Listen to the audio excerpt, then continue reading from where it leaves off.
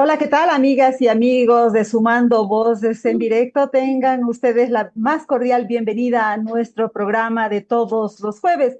Como siempre, estamos transmitiendo por las redes sociales de Sumando Voces, por las redes sociales de UNITAS, por la Radio Libre Expresión de la Asociación de Periodistas de La Paz y la Radio San Andrés de la UMSA. Hoy nos vamos a ocupar de un tema de importancia nacional. Se trata del proceso de selección de candidatos a ocupar los altos cargos del órgano judicial de Bolivia, porque las comisiones de Constitución y de Justicia Plural están haciendo la revisión de los requisitos de los postulantes. Pero nos hemos encontrado con algunas sorpresas estos días, por ejemplo, de que varios magistrados autoprorrogados se han presentado a esta convocatoria. También algunos de los magistrados o ex magistrados que han avalado la reelección indefinida del expresidente Evo Morales e incluso vocales electorales. Pero dentro de todo también hay buenas noticias, y una de esas buenas noticias es que la sociedad civil está observando el proceso a través de una alianza. Luego les vamos a hablar de ese tema. Pero antes de entrar al asunto de fondo que nos trae este programa, quiero invitarles a ver el resumen de noticias de sumandovoces.com.bo. Adelante, Jenny Escalante. ¿Qué tal, amigos y amigas de Sumando Voces? Es un gusto reencontrarme con ustedes como cada jueves para contarles el resumen de las noticias más importantes de la semana publicadas en nuestro portal web sumandovoces.com.bo.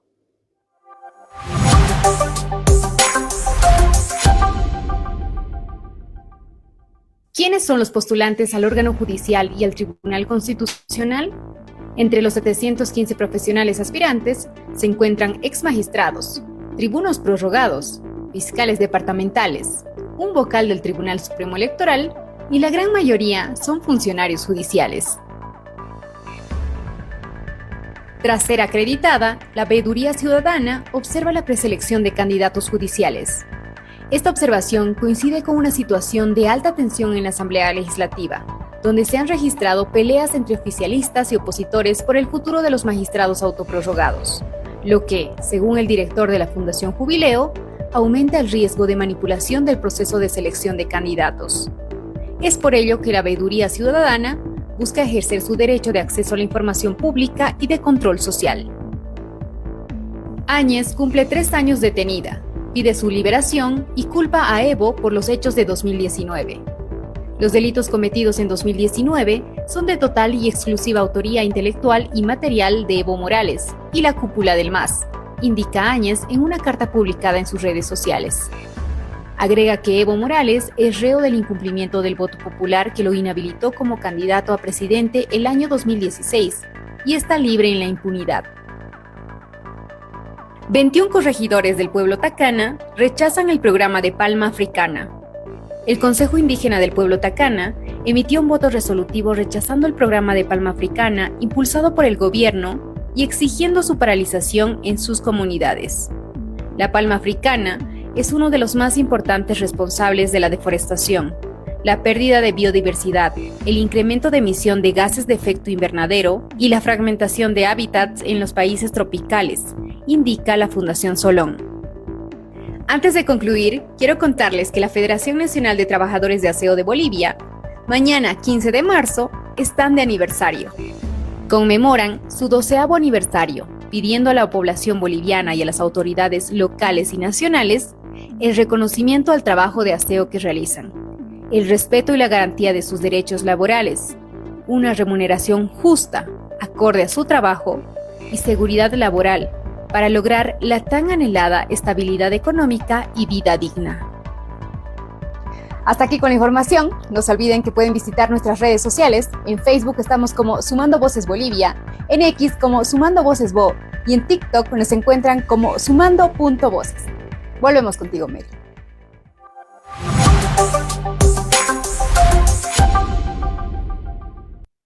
Gracias, Jenny, por ese reporte con el resumen de las noticias que tienen que ver con derechos humanos, democracia y desarrollo sostenible. Y ahora sí vamos a tocar el tema de fondo y para eso voy a dar la bienvenida a nuestra invitada y a nuestro invitado. En primer lugar, quiero darle la bienvenida a Sandra Verdugués. Ella es responsable de Derechos Humanos y Democracia de la Fundación Jubileo y vocera de la Alianza Observación Ciudadana de la Democracia, OSD. En una palabra, se podría decir que ella representa a la sociedad civil en este proceso de selección de candidatos. Adelante, Sandra, por favor. Gracias, Mary. Buen día. Es muy grato estar acá porque como sociedad civil, como representantes de la sociedad civil, tenemos mucho que decir sobre este tema. Bueno, pero también tenemos a un abogado constitucionalista y penalista. Se trata de Arturo Yáñez Cortés y lo hemos invitado porque él radica, trabaja y litiga en Sucre, que es donde están justamente estas altas cortes y seguramente conoce el funcionamiento por dentro. Adelante, abogado Yáñez. Muy buenos días, un saludo a Mary Vaca, a Sandra Verdugués y a quienes nos escuchan. Es un gusto estar con ustedes y qué bueno que la sociedad civil, es decir, los ciudadanos, estemos haciendo, pues, diríamos, control social de lo que ocurre, ¿no? Que creo que es saludable para una democracia, para una democracia genuina. Muy bien, pero antes de empezar con la charla propiamente dicha, quisiera mostrarles unas láminas para ver cómo está yendo el proceso de selección de estas autoridades. Estas láminas, tengo que decirles, han sido elaboradas justamente por la Veeduría Ciudadana y la primera que tenemos aquí en pantalla es del Tribunal Constitucional Plurinacional, donde se han presentado 177 postulantes, de los cuales 130 son hombres y 47 son mujeres, lo que equivale al 26.6%. En cuanto a la procedencia, la mayoría son de La Paz y luego también hay una fuerte presencia de Chuquisaca. Y si bien todos deben ser abogados los postulantes, pues en este cuadro nos dice que la información no se tenía identificada todavía la profesión de algunos o muchos de los representantes. Ya Sandra nos contará por qué, cómo está fluyendo la información dentro de las comisiones. Sigamos con otra lámina, por favor, y vamos a ver qué pasa con el Tribunal Supremo de Justicia. Para el Tribunal Supremo se han presentado 265 postulantes, de los cuales 208 son hombres y 56 son mujeres, lo que equivale al 21.2%. En cuanto a procedencia, tenemos que la mayoría son de Santa Cruz. También existe una fuerte presencia de Potosí, de Chuquisaca y de La Paz, donde existen 41 postulantes. Respecto a las profesiones, se supone igual que todos deberían ser abogados. Sigamos, por favor, con otra lámina. Vamos a ver qué pasa con el Tribunal Agroambiental. Hay 91 postulantes, de los cuales 59 son hombres y 32 son mujeres, lo que equivale al 35.2%. No están identificados la mayoría en cuanto a su procedencia, aunque existe una fuerte presencia de Cochabamba y en este caso igual todos deberían ser abogados, aunque muchos de ellos no están identificados. Sigamos adelante, por favor, y vamos a ver qué pasa con el Consejo de la Magistratura. Para este organismo que se ocupa de aspectos administrativos del órgano judicial, se han presentado 184 postulantes, de los cuales 130 son hombres y 54 son mujeres, lo que equivale al 29.3%. En cuanto a la procedencia, igual no tenemos toda la información y en cuanto a la profesión tampoco. Y por lo que vemos aquí, no necesariamente tienen que ser abogados, porque se trata también de un órgano o de una institución que se ocupa, como les decía, de temas administrativos. Pero veamos ahora sí cómo está el calendario, qué cosas se deben hacer estos días y más adelante. Fíjense ese cuadro verde que está al centro, dice en proceso. Eso significa que en este momento las comisiones están analizando los requisitos de los postulantes y eso debe durar entre el 11 de marzo y el 15 de marzo. Pero ojo, que eso es mañana, es decir, que hasta mañana las comisiones deberían terminar con la revisión de requisitos, pero por lo que nos hemos informado, están yendo a paso de tortuga, así es que veremos si es que lo logran. Y fíjense, la fecha fatal, la final para la Asamblea Legislativa es entre el 5 y el 6 de mayo, cuando la Asamblea debe entregar la lista de candidatos a las elecciones judiciales al Tribunal Supremo Electoral para que se proceda a ir a los comicios, es decir, a las urnas, para que todos los bolivianos vayamos a votar por quiénes van a ser los nuevos magistrados en Bolivia. Muy bien, ahora sí quiero preguntarle a Sandra Verdugués cómo está yendo el proceso de observación ciudadana, cómo se han organizado ustedes para cubrir las dos comisiones, cuatro instituciones, en fin, me parece que es un trabajo grande. ¿Cómo está funcionando el trabajo? Gracias, Mary. Sí, es un trabajo complicado. Estamos trabajando la Fundación Jubileo, las Red Unitas, la Ruta de la Democracia y la Veeduría de Derechos Ciudadanos de Santa Cruz. Pero claro, la exigencia de este proceso es grande. Entonces, nosotros estamos apoyándonos en los equipos técnicos de la Red UNICTAS y de la Fundación Jubileo, pero también pasantes de universidades que están trabajando con nosotros y que nos están colaborando para estar presentes en todas las sesiones de las comisiones. Además, tenemos el apoyo de un colectivo de abogados de la Red UNITAS que nos está también orientando en los temas más legales, constitucionales. Pero debemos mencionar algo. Desde que ha empezado estos 5 días que, según el calendario que acabas de mostrar, corresponden a la revisión de las postulaciones, lo primero que hemos visto es que falta organización en las comisiones.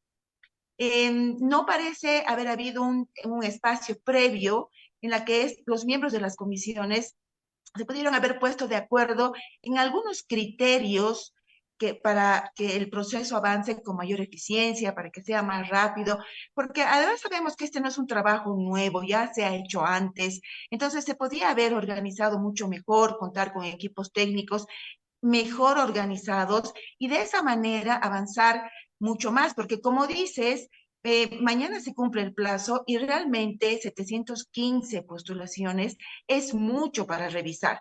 Considerando además que el lunes y el martes todavía los miembros de las comisiones seguían poniéndose de acuerdo en algunos criterios. Temas, por ejemplo, como los certificados del idioma originario, eh, han sido discutidos, han sido sometidos a una votación. Son temas que ya ellos podían haber acordado previamente para hacer esto más ágil y poder cumplir con el plazo. Entonces, esto que hemos visto es falta de organización.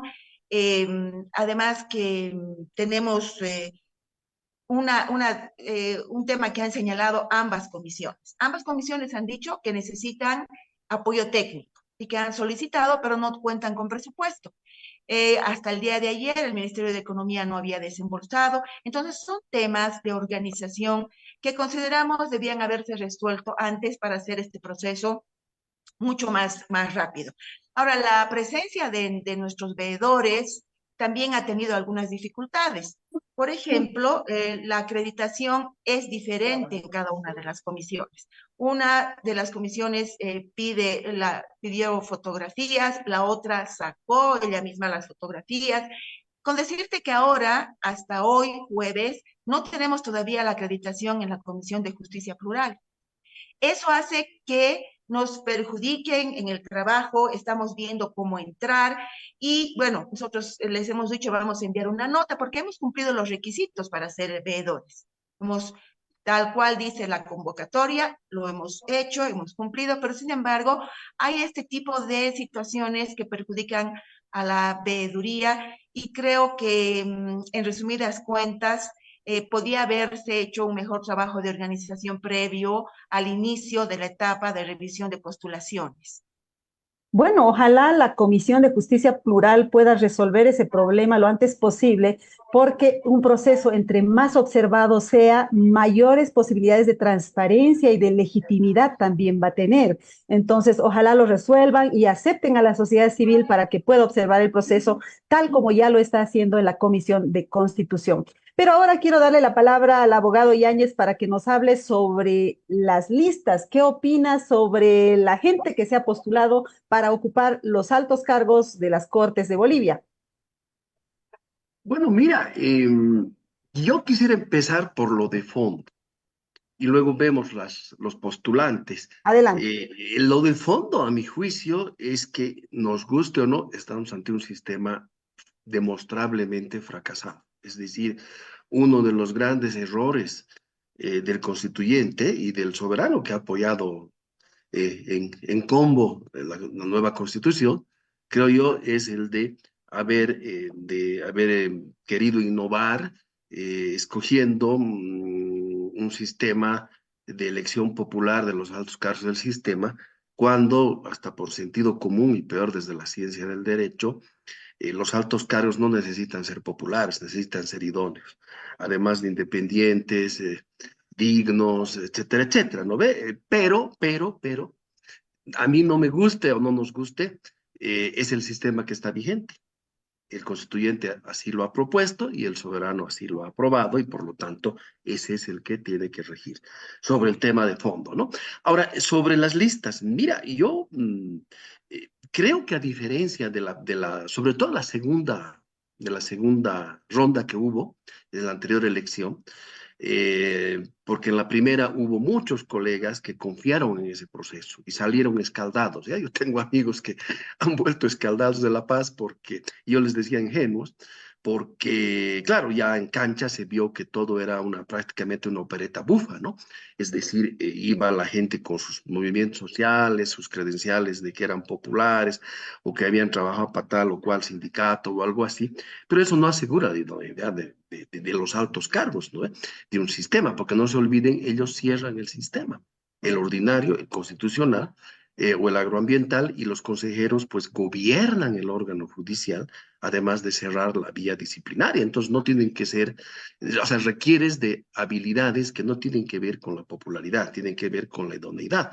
Yo no me subiría a un avión porque el piloto sea popular, sino porque sepa conducir el avión, ¿ve? No se estrella aquí en la esquina. Entonces, de eso se trata. Y peor cuando son pues quienes van a dar la última palabra en todos esos sistemas. Pero así las cosas, eh, ¿qué está pasando? Yo veo que en esta tercera fase, muchos colegas, tengo incluso algunos amigos, que además creo que yo en algunos casos son idóneos, han hecho un cálculo que me parece, Mary, Sandra, legítimo. Y es decir, están especulando, y eso es bueno, porque es una estrategia, de que a diferencia del segundo proceso y del primero, como no hay una facción político-partidaria que tiene los dos tercios, se ha abierto una ventana de oportunidad.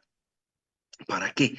Para que en algún momento, y yo creo que la madre de todas las batallas va a ser cuando la Asamblea escoja por dos tercios quienes pasan a la lista final, ahí va a ser la madre de las batallas, de todas las batallas, pero están calculando eso y están, digamos, especulando legítimamente de que hay una oportunidad para personas que no tienen un respaldo político partidario, como antes ha ocurrido, sin descartar que al final no haya también un cuoteo, pero ya no entre de uno, sino de todos, ¿no?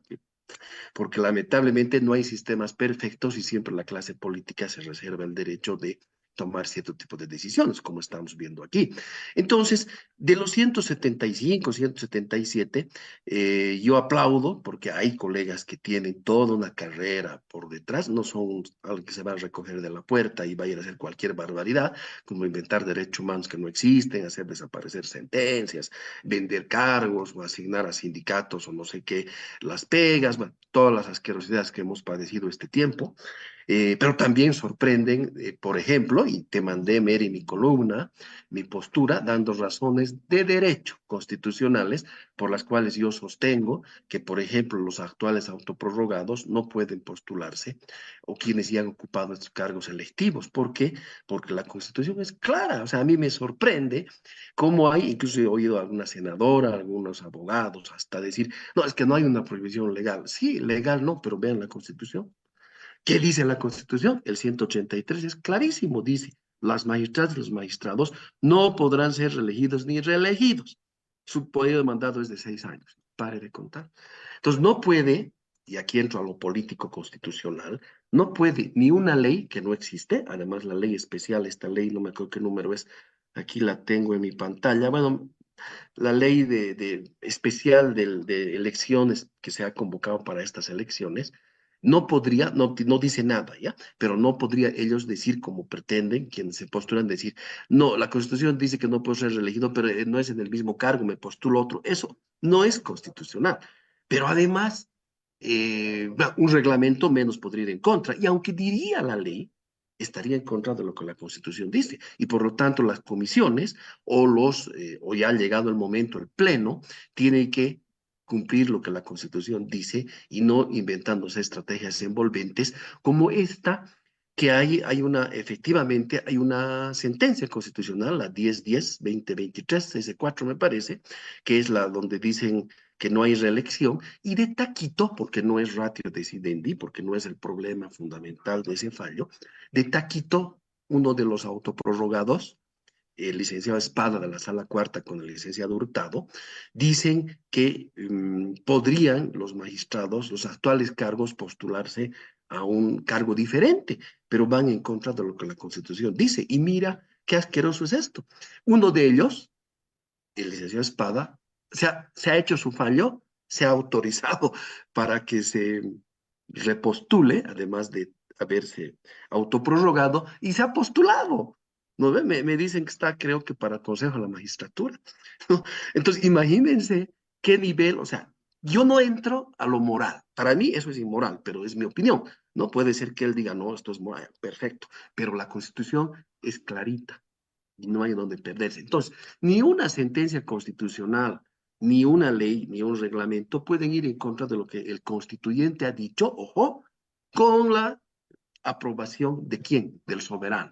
Los que han votado, yo voto en contra, pero los que han votado a favor de esa constitución, que son el 61.4% de los ciudadanos bolivianos, estaban de acuerdo, entre otras cosas, con esa postura. Por lo tanto, no hay un poder derivado, que fuera el Tribunal Constitucional o la Asamblea Legislativa o no sé quién, que puede ir en contra de lo que el poder constituyente, el original, ha dicho. No hay reelección. Por lo tanto, en esos casos, lo que corresponde es que, o sea, las comisiones o finalmente el Pleno le saque la tarjeta roja no solo a los prorrogados, sino a los repostulados, ¿no?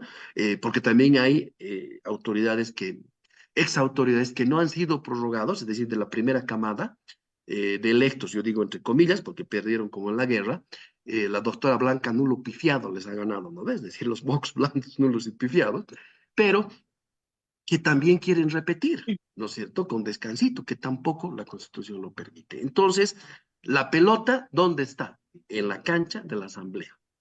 Y el ciudadano ya ha cumplido. Por ejemplo, yo, abogado, no me he interesado. Respeto a quien se postulan, pero yo no quiero ser servidor público ni nada por el estilo. Mi proyecto de vida va hacia otros lados y no he leído, pero hay 177 colegas, o la mayoría colegas, que así lo ven. Perfecto. ¿No ve? Pero ahora viene la cernidora y la pelota está en la cancha de la asamblea, que ojalá dé la talla y no prostituya el proceso. Muy bien, y es ahí donde Sandra Verdugués juega un papel importante, porque ella sí está observando el proceso, ella y todo este equipo que se ha armado con estas instituciones, con organizaciones de la sociedad civil, están observando todo este proceso, y por eso quiero preguntarle si es que las comisiones están haciendo algo para cernir a estas personas, es decir, si van a quedar fuera del proceso de selección, por ejemplo, magistrados autoprorrogados o aquellos que han avalado la reelección indefinida de Evo Morales, tomando en cuenta que ya la Corte IDH ha dicho que el derecho humano no existe. Teóricamente estas personas no deberían estar postulándose, según nos dice el abogado Yáñez, tomando en cuenta que ellos dicen, yo estaba en el Tribunal Constitucional, ahora voy por el Tribunal Supremo de Justicia, yo estaba en el agroambiental, ahora voy por el Constitucional, como si la experiencia se pudiera transferir. Un día eres especialista en agroambiental y al día siguiente en constitucional y al día siguiente en penal, ¿no es cierto? Sandra, ¿tú crees que en la Asamblea Legislativa o particularmente en las comisiones se va a hacer ese trabajo de cernir a estas personas de las listas? Mira, Mary, es difícil contestar tu pregunta. Primero porque, ¿cuál es la percepción del trabajo de las comisiones? En realidad, la percepción de la ciudadanía sobre el trabajo de la Asamblea Legislativa. En los últimos días hemos tenido escenas tan bochornosas, tan vergonzosas en la Asamblea, y uno dice, yo no sabía que elegía a esos representantes, porque obviamente nosotros no sabemos quiénes estaban en la lista junto con el presidente. Entonces, creo que ya la imagen sobre el trabajo de la Asamblea Legislativa está sumamente devaluada en la ciudadanía, es decir, no hay confianza. Y de esa asamblea que no tiene confianza, que da tan mala impresión a la sociedad, salen las comisiones. Entonces, la idea que uno tiene del trabajo de las comisiones tampoco es buena, ¿no? Ahora, por otro lado, estamos viendo, y lo hemos dicho como veeduría, lo dijimos el año pasado, que una comisión de asambleístas que no tienen por qué ser expertos en derecho, en justicia, no puede elegir a expertos que necesitan el asesoramiento de una comisión técnica. En los reglamentos de los procesos suspendidos del año pasado, inicialmente había se mencionaba la necesidad de la presencia de una comisión técnica, asesora, que bueno, no tenía voto, pero sí tenía voz, era algo que podía colaborar en el trabajo de las comisiones. Pero en esta convocatoria, porque ahora no hemos tenido un reglamento, está directamente puesto en la convocatoria, ya no se habla de esta necesidad. Entonces, claro, los miembros de las comisiones están haciendo lo que pueden con lo que tienen y lo que estamos viendo, como ya dije inicialmente, es un trabajo desorganizado, es un trabajo que necesita ser más pulcro porque estamos eligiendo a las autoridades judiciales del país. Eso es un tema demasiado importante como para proceder de manera improvisada. Entonces, esperamos realmente desde la ciudadanía que estas comisiones hagan lo mejor y respeten. Hemos visto en los días anteriores que hay dos magistrados autoprorrogados que han sido eliminados de las listas. Uno de ellos no tenía el título en provisión nacional, Mary. Entonces nos preguntamos cómo fue elegido el 2017 si no tiene el título en provisión nacional claro. Ya podemos inferir que el 2017 entonces el trabajo de la comisión que los eligió como candidatos a las elecciones judiciales, pues no hizo un buen trabajo. Eso empeora nuestra percepción del trabajo de las comisiones y realmente no creo que haya mucha confianza en la ciudadanía sobre este proceso. Sin embargo, debemos recuperar pues la institucionalidad en nuestro país, ¿no? La fortaleza de las instituciones y ahora, aunque este proceso no nos guste, ya ha explicado el abogado Yáñez cómo está la situación, es la única manera de encontrar autoridades que ocupen el puesto de aquellos que están prorrogando su mandato, incumpliendo la constitución política del Estado. Entonces, estamos viendo nosotros cada día cómo van revisando los requisitos y estamos tratando de verificar lo que están haciendo. Hemos visto un comportamiento bastante objetivo hasta el momento, pero no te olvides que como veeduría no podemos estar en todas las sesiones, en todos los momentos, porque tenemos gente voluntaria. Por ejemplo, han sesionado ayer, el martes en la noche, hasta las 3 de la mañana del miércoles. Es muy complicado estar en todos los horarios. Sin embargo, estamos haciendo todo el esfuerzo y no nos queda más que esperar que las comisiones revisen, actúen, y claro, y nuestro papel es volver a revisar lo que ellos están haciendo para en el momento en que encontremos alguna cosa que no responda a la ética, a la independencia, lo tengamos que exponer, porque ese es parte de nuestro trabajo, ¿no? Denunciar irregularidades, pero estamos viendo ya cosas tan importantes como esta. Ahora, en el caso de del vocal electoral, no es pues muy ético decir me postulo y si me habilitan, renuncio y si no, sigo nomás en mi cargo. No es ético. Ahora, se ha presentado un amparo constitucional ayer, si no me equivoco, donde se dice que los candidatos de los funcionarios públicos para presentarse como postulantes tienen que renunciar 3 meses antes. Eso es interesante, ¿no? Y eso habrá que ver qué resultados tiene, qué consecuencias tiene, pero también tenemos la etapa de impugnaciones y tal vez ahí sí se pueda impugnar algunas de las postulaciones. Es todavía pronto, Mary, para advertir varios temas. Estamos Yo creo que las comisiones deben estar en menos del 50% de lo que están haciendo y les falta mucho aún y debemos estar ahí para ver qué está sucediendo. Simplemente para ponerle nombres a esto, les comento que quienes han sido inhabilitados ha sido Ángela Sánchez, que era miembro del Tribunal Agroambiental y estaba postulando para el Tribunal Constitucional Plurinacional. Ha sido inhabilitada con el argumento de que no tiene la experiencia en el área constitucional. Y Zenón Bacarreza, que ha sido uno de los magistrados que ha firmado la reelección indefinida para Evo Morales, también ha sido inhabilitado por no acreditar idioma originario, ¿no? Entonces, como se puede ver, parece que las comisiones están queriendo hacer su trabajo, están queriendo inhabilitar a estas personas, pero obviamente, como dice Sandra Verdugués, hay que hacerle un seguimiento de principio a fin y eso puede resultar difícil. Por otro lado, tenemos entendido, o Sandra nos dirá, si la veeduría tiene posibilidades de intervenir verbalmente en la comisión o no. No, lamentablemente Nada. no. Nuestro trabajo simplemente es registrar lo que vemos y bueno, hay otro tema que quiero aclarar acá. Nosotros no es la primera vez que hacemos veeduría a estos procesos. Hemos estado en el proceso de elección del defensor del pueblo y hemos emitido un informe, la prensa nos ha dado cobertura, hay que resaltar el apoyo de los medios de comunicación en el trabajo de la veeduría, pero todavía no hay mecanismos que permitan a la veeduría que se consideren sus aportes, ¿no? Siempre se da mayor peso a la veeduría internacional, por ejemplo. En la convocatoria, en la ley 1549, si tú te fijas, hay un lugar donde dice que las recomendaciones de la veeduría internacional van a ser tomadas en cuenta por el Estado para mejorar los procesos. Sin embargo, cuando se habla de la veeduría nacional, simplemente se dice que el informe se va a leer en las comisiones para conocimiento de los asambleístas. Ahí ya te está demostrando qué calidad le dan a la veeduría ciudadana nacional cuando debería tener mayor legitimidad, porque somos nosotros como ciudadanos los que finalmente enfrentamos las consecuencias de estas decisiones.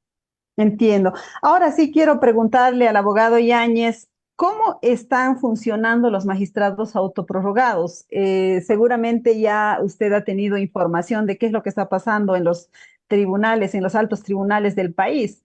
¿Están ejerciendo su rol? ¿Están emitiendo fallos, emitiendo resoluciones? ¿Qué va a pasar con esas decisiones que están tomando estos magistrados en adelante? Bien, el pretexto para la prórroga era evitar un vacío judicial. Y como yo he opinado incluso por escrito en mis columnas, el remedio ha salido peor que la enfermedad. ¿Por qué? Porque en la realidad hemos ido con el pretexto de evitar el vacío, la nulidad de esos actos, porque la Constitución es clarísima.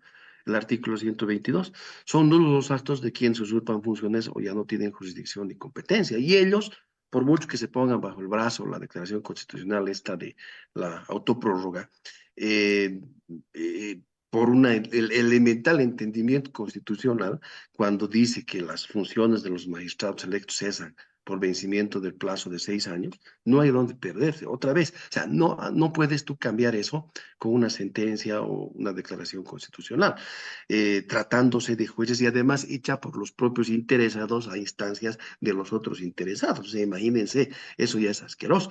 Pero, ¿qué está pasando? Yo litigo, no litigo en el agroambiental, no les puedo decir qué está pasando por ahí, litigo al Constitucional, a la Suprema y al Consejo de la Magistratura. Hasta hoy, que sepamos, no hay ningún solo fallo. El único fallo que ha salido del 2024 es el caso de la explicación y enmienda del gobernador Camacho, ¿no? Sospechoso, pero es el único. El resto no han salido. Me han dicho que la Sala Social de la Suprema, y yo no trabajo en esa materia, estaría emitiendo fallos, al parecer, no sé. En materia constitucional no hay nada, no sale nada, en materia penal en la Suprema tampoco y en el Consejo tampoco. Y yo creo que además ellos pues saben de que si bien, digamos, entre ellos pueden apañarse, encubrirse, diciendo que son, que tienen una sentencia, una declaración que ha dicho que pueden continuar, etcétera, saben que afuera no hay tutía. Es decir, cualquier abogado mínimamente ilustrado sobre todo el que pierda el caso, porque no te olvides aquí, el que gana va a aplaudir el fallo, pero el que pierde no. Y eso es relativamente simple. Llevas, seguramente pedirán la nulidad, ellos dirán, se convertirán otra vez en jueces de su propia causa y dirán, no, nosotros somos legítima, es nuestra prórroga, tenemos nuestra sentencia aquí bajo el brazo, la de autoprórroga, etcétera. Pero un abogado con un mínimo de esfuerzo va a llevar el caso afuera, a tribunales internacionales, y eso va a ser un desastre, un descalabro. Y saben ellos que, digamos, de 100 fallos que dicten, en los 100 su cabeza va a estar pendiente de un hilo. ¿Por qué? Porque el que pierda, ya te digo, puede llevar el caso. Obviamente en los 100 no llevarán afuera, pero que vaya uno solo, eso va a ser suficiente. Y si no, vean lo que está pasando actualmente. Anteayer creo que salió en la prensa el caso de la masacre del Hotel Las Américas, ¿no es cierto? La familia de Michael Dwyer, el asesinado, uno de los asesinados, ha rechazado o no se le ha podido pagar la indemnización de $2 millones que él ha pedido. Y Bolivia va a responsabilidad internacional. Como esos van a multiplicarse los casos. Yo tengo ahorita 17 casos que ya están explorando soluciones amistosas de jueces despedidos sin debido proceso a nivel del sistema interamericano, y es casi el doble de dinero que lo que se ha liquidado de esa suma. Y si el Estado no arregla, seguramente a mediano plazo también va a haber, y esas responsabilidades son millonarias, se van a multiplicar además, ¿no? Entonces, ellos saben de que no pueden seguir metiéndole nomás. Probablemente internamente lo hagan y se apañan entre ellos, pero afuera no va a haber. Y que haya un caso de 10 o de cientos, suficiente un caso para que se haga tabla rasa de las barbaridades que hagan. Entonces, esa es la situación. Yo tengo una gran duda y es si les han pagado su salario del mes de enero y les van a pagar del mes de febrero. Se sabe aquí en Sucre de que han despedido al director de la DAF porque se ha negado a pagarles y han traído de urgencia uno de Oruro, dice con licencia para matar, es decir, dispuesto a lo que sea, y no sé, ¿dónde estará la Contraloría? Mary, Sandra, ¿dónde andará, no? En estos casos. Y están usando, se sabe, autos, celulares, matecito de coca, de tomar, me imagino, en sus reuniones, etcétera. O sea, todas esas cosas son ya daño económico al Estado. Pero además hay algo que es peor. Han tenido el tupé de elegir vocales constitucionales y ordinarios. Y los actos de esos señores que han sido elegidos también son nulos.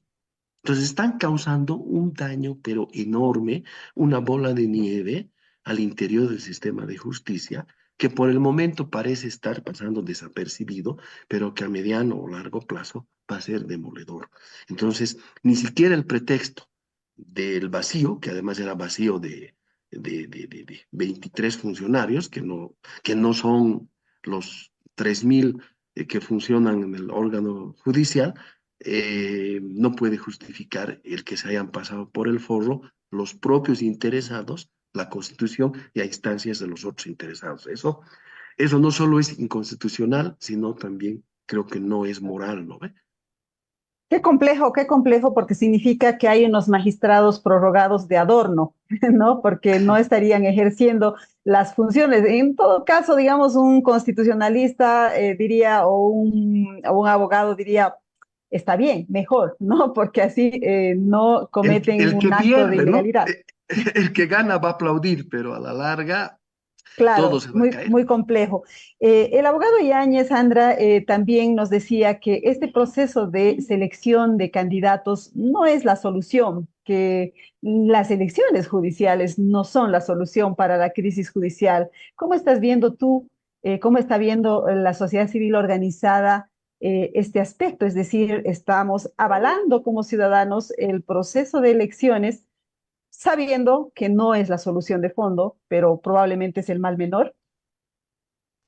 Mira, Mary, ese es un tema bien importante. Cuando nosotros hemos decidido acreditarnos como veedores, lo hemos hecho con el advertido de que no estamos siendo funcionales a lo que están haciendo las comisiones, pero debemos estar ahí porque necesitamos vigilar el proceso, necesitamos hacer control social por el proceso Y además que al final esto se está convirtiendo en la única forma, como ya dije, de evitar que los autoprorrogados sigan incumpliendo la Constitución Política del Estado con todas las consecuencias que menciona el abogado Yáñez. Entonces, obviamente, esta elección no va a mejorar la crisis judicial. Ya hemos visto lo que ha sucedido con las autoridades elegidas en el 2011, elegidas en el 2017. En realidad, esta no es la forma de elegir autoridades judiciales. Ya lo hemos visto, lo hemos vivido y lo sabemos. Pero estamos con estas reglas. Ahora no las podemos cambiar. Eso dice la Constitución. Entonces, aunque no vaya a resolver la crisis, porque esto tiene muchas más connotaciones, todos sabemos todos los aspectos que toca la crisis judicial. Esto es solamente un mecanismo que al final probablemente nos va a dar nuevas autoridades judiciales que no mejoren la justicia, porque además los temas de la crisis judicial abarcan muchos más aspectos, ¿no? Entonces, no, sabemos que no es lo mejor, pero sabemos que tenemos que estar vigilantes para que por lo menos esto tenga cierta legitimidad, cierta independencia, porque ya tener a los magistrados autoprorrogados, seguir trabajando ahí de manera ilegal, es pues ya el colmo, ¿no? Entonces, no nos queda otra que estar presentes en esto como ciudadanía, a pesar de que sabemos que el poder político es mucho más fuerte, que los intereses políticos son muy grandes, los intereses económicos son demasiado grandes, pero como ciudadanía de todas maneras tenemos que estar presentes, Mary. Muy bien, ¿qué hacer ahora? Sí, le pregunta al abogado Yáñez, ¿qué hacer con los magistrados autoprorrogados? Sucede que la Cámara de Diputados en las últimas horas ha tomado la decisión de diferir sin fecha el tratamiento de las leyes que cesaría de sus cargos a los magistrados autoprorrogados. Eso quiere decir que se quedan y se quedan por tiempo indefinido. ¿Qué hacer con ellos, abogado? Primero, ejercer pues la censura ciudadana, ¿no? Fue creo que Benjamin Franklin que dijo que el primer deber de un ciudadano es cuestionar al poder. Y pues por ahí tenemos que venir. Ahora, yo creo que están simplemente, o sea, mire, primero qué patético, ¿no? Para un país que quieras hacer una ley para plasmar lo que la Constitución dice. No veo, patético, ¿no? Es decir, el 183 es clarito, acabaron y el 31 de diciembre del año pasado y para de contar. Qué patético que la clase política, a partir de las barbaridades también de los ex magistrados, tengan que hacer una ley para que se cumpla la Constitución. Terrible, ¿no? Y qué sinvergüenzura de los prorrogados que se emperden en un trono que ya no tienen, pero que además han sido ilegítimos. Porque yo insisto, las elecciones, las segundas, les han dado una cuera reverenda, la doctorita Blanco Nulo de pifiado, ¿no es cierto? Han ganado los votos blancos nulos por unos porcentajes apabullantes y han sido tan cuerudos, para ser educadito, de ir corriendo a ejercer el cargo. Es decir, ya eran ilegítimos en su origen. En su desempeño, ni qué te digo, ¿no? Aunque hay fallos interesantes también, hay que decir, ¿no? Pero los grandes temas que eran absolutamente no independientes, sujetos a todo lo que han podido, ¿no ve? Además de otras cuestiones también, ¿no? Porque hay otros factores también, factores hasta de dinero, ¿no? Y que quien Sucre es sin generalizar, ¿ya? Porque no son todos, pero es un secreto a voces, cómo se venden cierto tipo de sentencias, cosas de tipo, de cargos y demás. No estoy generalizando, ¿ya? Pero han sido ilegítimos en su ejercicio. Y por si no fuera suficiente, digamos, la hoja de coca encima de la torta, además se han autoprorrogado y encima ahora algunos se han hasta repostulado. O sea, ¿dónde ya más? ¿No ve? ¿Y qué hacen la clase política representada en la Asamblea? Lo que tú dices, lo han postergado, han salido los mañus que han dicho no, que el acuerdo decía estito, no decía el otrito. O sea, qué aplazo de la institucionalidad boliviana. Vean, qué aplazo. O sea, qué vergüenza. Uno siente vergüenza ajena, se agarran de las mechas en la asamblea. Hay unos que dicen que son legítimos. A mí me ha sorprendido oírle a uno de los que ya le han sacado la roja hablar de legitimidad. O sea, ¿dónde pues?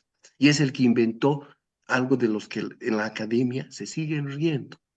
Mary, Sandra, inventó que el delito de lesiones leves, ¿ya?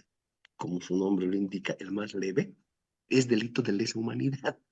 ¿Ya? Eso han fallado, ¿ya? Junto con otro de los que está intentando, bueno, que se ha repostulado. No, o sea, se nos mueren de risa en la academia, peor en las extranjeras, viendo ese fallo. A mí no me la creía, yo les he mandado al Supremo. Dice, pero ¿cómo unos señores que son magistrados de la sala penal, lo máximo, resuelven esa barbaridad? Como en su Ujú. momento inventaron unos el derecho humano de su amo y cosas de ese tipo, ¿no?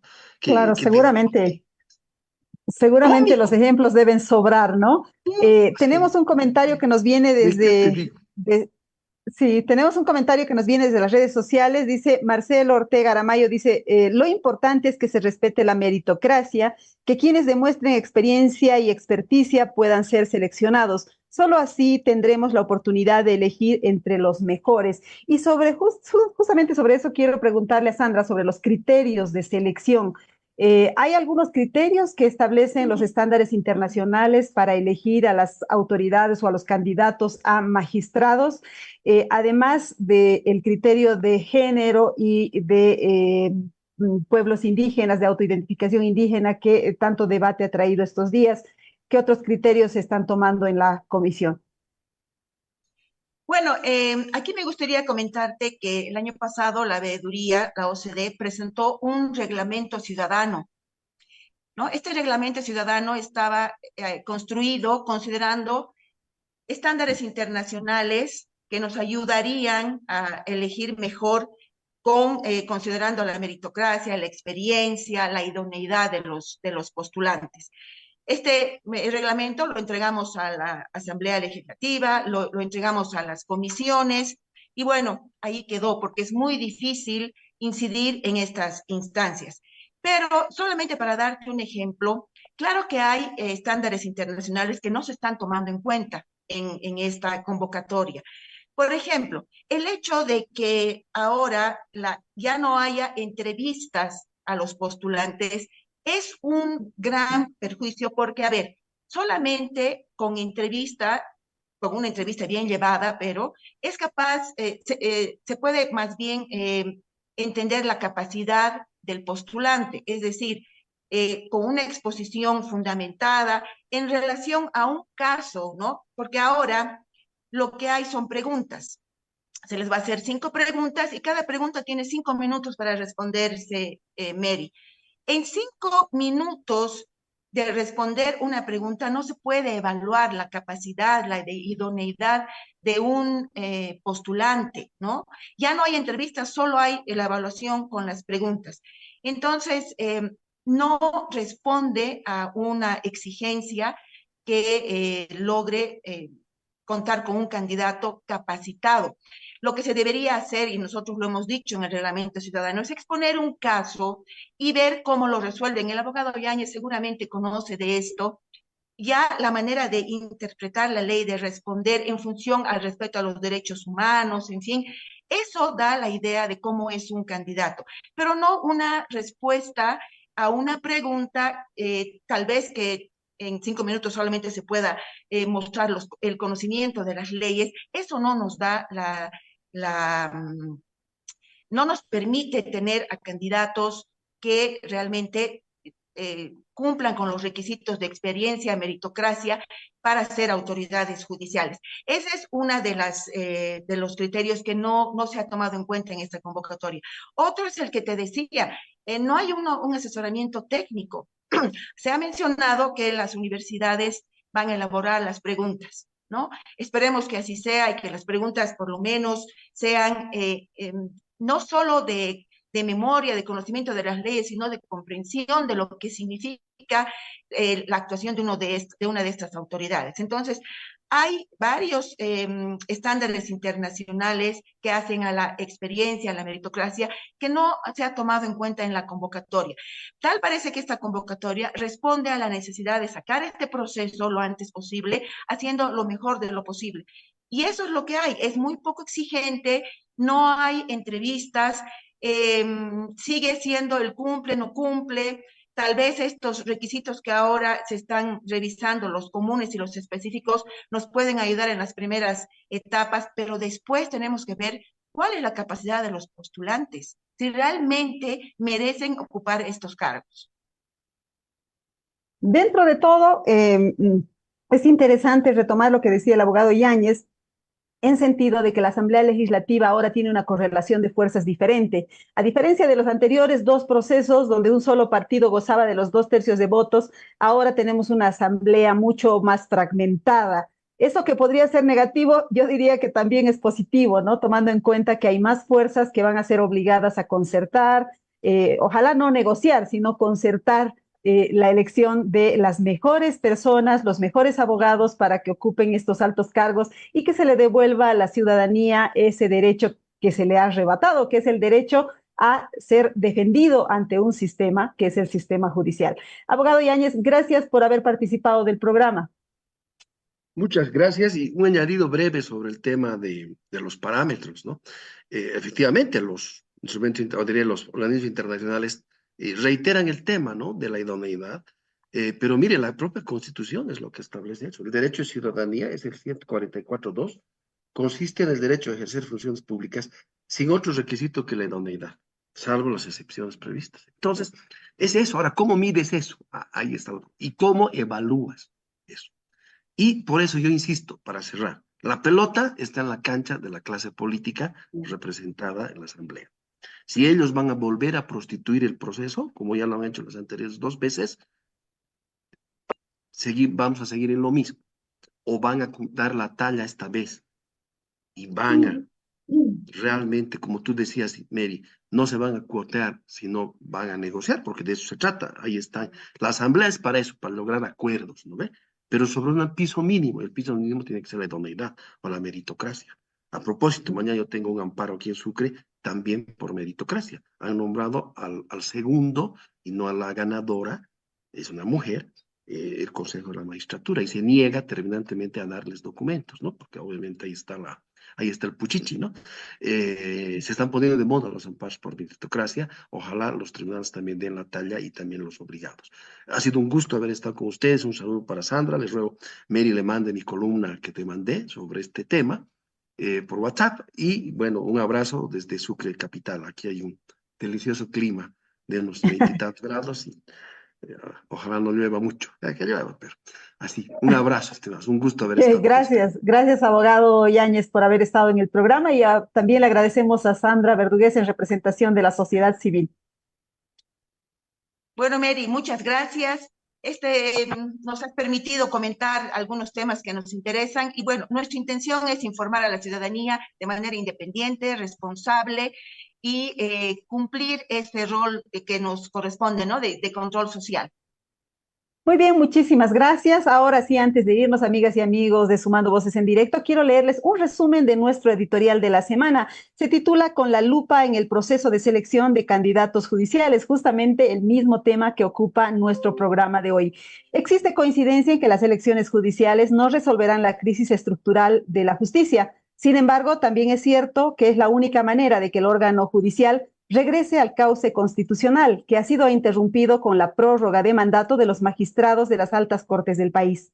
En ese marco, la Asamblea Legislativa tiene la tarea de seleccionar a los candidatos a magistrados del Tribunal Constitucional, Tribunal Supremo de Justicia, Tribunal Agroambiental y Consejo de la Magistratura, los que luego serán sometidos al voto popular. La preselección comenzó el 17 de febrero con la postulación y debe concluir el 6 de mayo con la entrega de las listas de los candidatos al Tribunal Supremo Electoral. Lo que ha llamado la atención es que entre los postulantes figuren algunos vocales electorales y magistrados que fueron prorrogados en sus mandatos, que si bien no están prohibidos de participar, introducen un elemento de tensión al proceso. Lo importante es garantizar principios básicos como la independencia, la idoneidad, la inclusión y la transparencia para que los candidatos seleccionados respondan al reto de reestructurar el sistema judicial. Con la finalidad de garantizar que esos principios se cumplan, la Alianza de Observación Ciudadana OSD, integrada por la Fundación Jubileo, la Ruta de la Democracia, la Veeduría Ciudadana de Derechos Humanos y la Red Unitas, están vigilando el proceso. La alianza también agrupa 24 organizaciones de la sociedad civil y 12 universidades a través de sus carreras y facultades de Derecho y Ciencias Políticas. Sus miembros serán los ojos de la sociedad civil en la etapa de selección de las candidaturas. Amigas, amigos de Sumando Voces en Directo, hemos llegado al final del programa. Al finalizar esta emisión, quiero invitarles a seguirnos en nuestras redes sociales. Estamos en el Facebook en Sumando Voces Bolivia, en X en Sumando Voces Bo, y estamos también en TikTok en Sumando.voces, y nuestra página web donde ustedes encontrarán toda la información de derechos humanos, democracia y desarrollo sostenible es sumandovoces.com.bo. Gracias por habernos seguido. Nos vemos el próximo jueves con otro tema de interés de la sociedad civil.